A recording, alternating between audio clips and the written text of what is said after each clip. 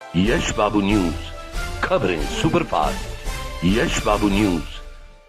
हरियाणा के शिक्षा वन एवं पर्यटन मंत्री कंवरपाल गुर्जर ने कहा कि हरियाणा सरकार द्वारा हरियाली को बढ़ावा देने और किसानों की आमदनी में वृद्धि करने के उद्देश्य से सरकारी खर्चे पर किसानों की मर्जी से फलदार पौधे लगाए जाएंगे।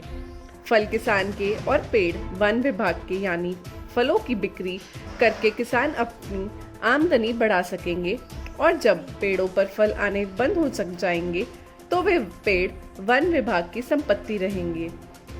इसी प्रकार एक अन्य निर्णय के तहत सड़क से 3 मीटर के दायरे के अंतर्गत आने वाले पेड़ों में से आधे पेड़ किसान के और आधे पेड़ वन विभाग के। इस प्रक्रिया में भी पेड़ छांटने में किसान की प्राथमिकता रहेगी। मंत्री कंवरपाल गुर्जर ने इंद्री उपमंडल के गांव मुसेपुर में वन विभाग द्वारा आयोजित 10 एकड़ पंचायती भूमि पर फलदार व औषधि पौधारोपण कार्यक्रम में उपस्थित जनसमूह को संबोधित करते हुए किया। इससे पूर्व उन्होंने पंचायती भूमि पर बने औषधीय व फल उद्यान का उद्घाटन किया और कहा कि इससे पंचायत की आमदनी में वृद्धि होगी। उन्होंने इस अवसर पर पौधारोपण करके पर्यावरण को स्वच्छ बनाए रखने का संदेश दिया। अन्य गणमान्य व्यक्तियों ने भी पौधारोपण किया। मंत्री ने इसके अलावा स्वयं सहायता समूह बयाना व संगोही के सदस्यों को पुरस्कार देकर सम्मानित किया। कि आज मुसेपुर गांव में हमने यहाँ जो है फलदार पेड़ लगाने का काम किया और अब की बार जिस प्रकार से हमने माननीय मुख्यमंत्री जी ने जिस प्रकार का टारगेट हमें दिया कि 3 गुना ज़्यादा फॉरेस्ट हमने करना, तो उसके लिए माननीय मुख्यमंत्री से हमने निवेदन किया कि जो पंचायती ज़मीन है उसमें बाग लगाने का हमें आप मंजूरी दे दें, क्योंकि बाग लगाने का काम हॉर्टिकल्चर का है, हमारा था। तो माननीय मुख्यमंत्री जी ने हमें उसकी इजाज़त दे दी और अब की बार लगभग 1000 एकड़ से ज़्यादा का बाग हमने अब की बार में लगाया। ये हमारा अब की बार केवल एक डेमोन्स्ट्रेशन था हमारा, समझ लो। मतलब अब की बार हम शुरुआत कर रहे थे तो अच्छे परिणाम है, काफ़ी बड़ी संख्या में सरपंच हमारे पास है रहे। तो इससे हालांकि पेड़ तो हम पहले भी लगाते थे, लेकिन पहले हम सफेदा लगाते थे, तो सफेदा 3 साल तक हम देखते थे और उसके बाद जब पंचायत को देते तो 7 साल बाद कट जाता था। सफेदा 7 या 8 साल में कट जाता है, तो मतलब प्रॉब्लम जैसी की वैसी रहती कि ग्रीनरी फिर समाप्त हो जाती। तो अब हमने विचार किया कि अगर हम बाग लगाएंगे तो बाग 40 साल से लेकर 60-70 साल तक रहेगा। तो अब हमने ये शुरू किया और इससे एक दूसरा फ़ायदा ये है कि पंचायत की आमदन बढ़ेगी। जब ये पेड़ बड़े हो जाएंगे और फल देंगे तो पंचायत की भी आमदन बढ़ेगी और ग्रीनरी बढ़ेगी, दोनों ही चीज़ बढ़ेगी।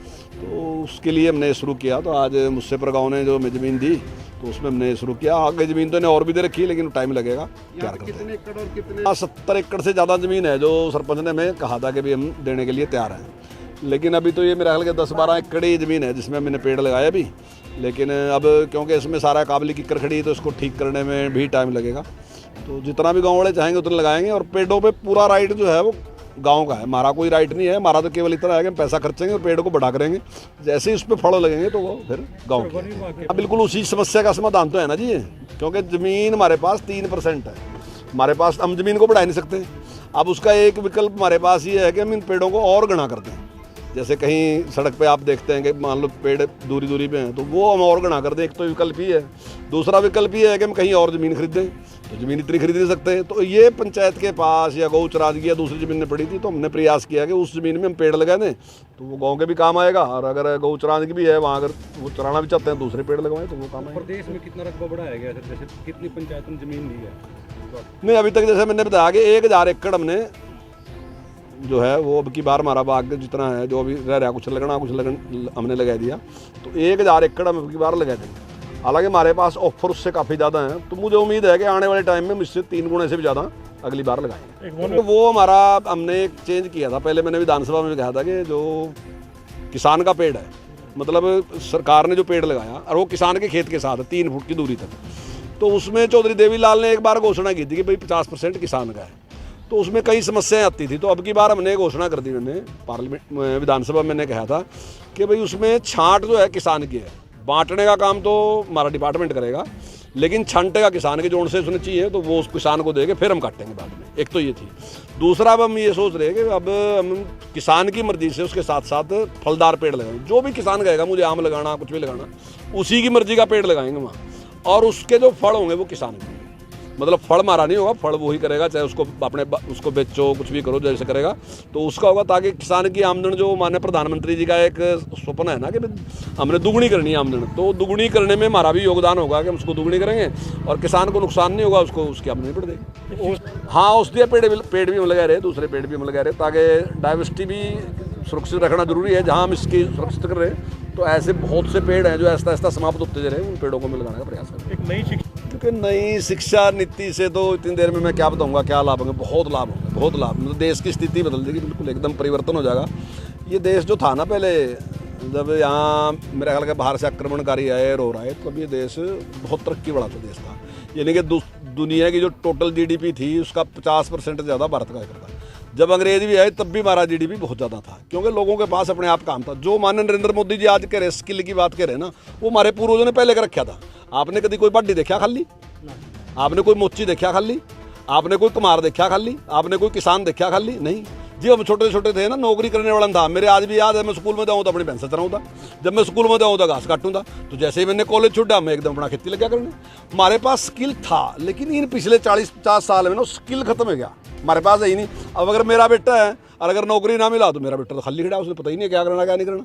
तो उसी बात पे माननीय प्रधानमंत्री जी ने जोर दिया कि दोबारा से वही चीज़ जो हमारे पूर्वजों ने चलाई थी, उस पर दोबारा से जोर दो। हर आदमी के पास स्किल होना चाहिए, और उस स्किल उसका हम पहली 5वीं-6वीं क्लास से ही शुरू करेंगे, उसको उसमें पारंगत करेंगे। और जब वो बच्चा 12वीं करेगा तो 12वीं के बाद वो ये नहीं कह जाएगा कि साहब मुझे नौकरी दो, वो तो अपना काम शुरू कर देगा, अपने आप काम शुरू करेगा, और वो रोजगार मांगने वाला नहीं रहेगा, रोजगार देने वाला बन जाएगा। तो नई शिक्षा नीति में बहुत सारे जो हमारे महापुरुष हैं, जिनके बारे में आज हम पढ़ाई की बात ही कर रहे हैं। हमने यूरोप का तो पता कि कौन आया कौन नहीं आया, हमने दूसरे देशों का पता, लेकिन यहीं का पता नहीं यहाँ को इतना बड़ा महापुरुष पैदा आया, उसकी जानकारी हमें नहीं। तो नई शिक्षा नीति जो है वो दोबारा से हमें यहाँ लेके आ रही है, हिंदुस्तान में लेके आ रही है, हिंदुस्तान के विचार पे लेके आ रही है। जो हमारे महापुरुषों ने किया, हम ऐसे लोग नहीं थे कि जिन्हें पता नहीं था, हम तो इतने काबिल लोग थे कि दुनिया हमारी तरफ देख रही थी। तो वैसे ही बढ़ने के लिए हर विधानसभा में एक स्कूल हम निश्चित तौर से करेंगे। वैसे तो ब्लॉक अनुसार है, लेकिन कहीं भी अगर ऐसा होगा तो विधानसभा में मैं उसको दिखवा लूंगा निश्चित तौर से। सर प्रदेश में कोरोना पूरी तरह फैल चुका है जी।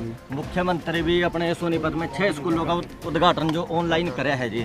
तो आज यहाँ सोशल डिस्टेंस बिल्कुल भी नहीं, कुल मिला के सोशल डिस्टेंसिंग यहाँ बनी रही, ठीक तरीके से कुर्सियां लगा रखी थी और इतना। यश बाबू न्यूज, खबरें सुपरफास्ट। यश बाबू न्यूज।